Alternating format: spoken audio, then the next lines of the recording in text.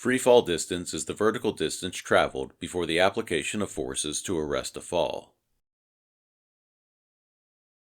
Free fall distance is affected by three factors: free fall potential, activation distance, and obstructions. Free fall potential is the vertical distance traveled prior to interaction with the fall protection system. Free fall potential can be visualized as slack within a fall protection system. Notice how the three individuals are located at the same height. However, they are attached to anchorages located at different heights. The distance they would fall before their energy-absorbing lanyards became taut is their free fall potential. How can free fall potential be quantified for any fall protection system? The first contributor to free fall potential is the relative harness attachment height. This value is the vertical distance between the harness attachment and its connection to an anchorage system or rope system. This value is negative if the harness attachment is below this connection, as shown in the two illustrations on the left. This value is positive if the harness attachment is above this connection, as shown in the illustration on the right. The second contributor to free fall potential is the connection length. The connection length is the total length of all components connecting a harness attachment to an anchorage system or rope system. The sum of the relative harness attachment and the connection length is free fall potential.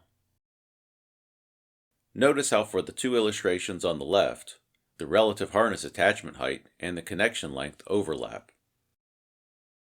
As a result, free fall potential in these examples is less than the connection length, which is accounted for by the negative value of the relative harness attachment height. In the illustration on the right, free fall potential is greater than the connection length, accounted for by the positive value of the relative harness attachment height. This approach can be applied to any system.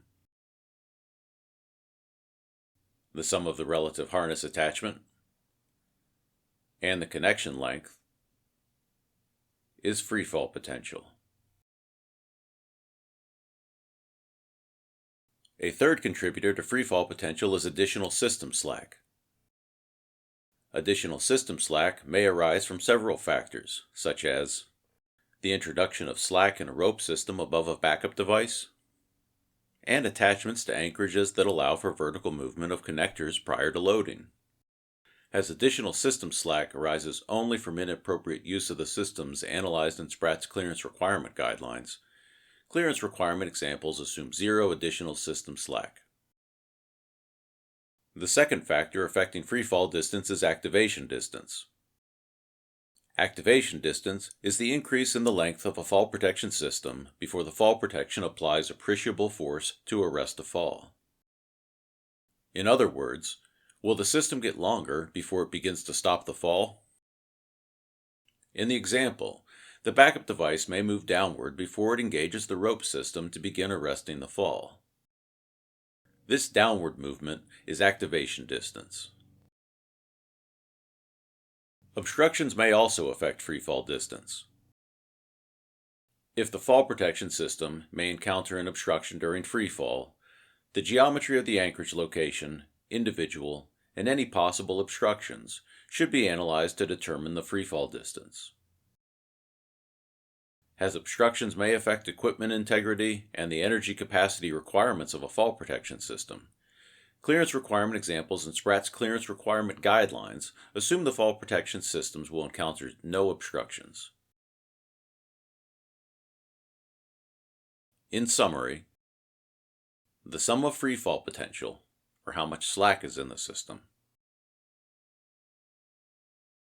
and activation distance, or if the system gets longer before it begins to stop the fall, is free fall distance.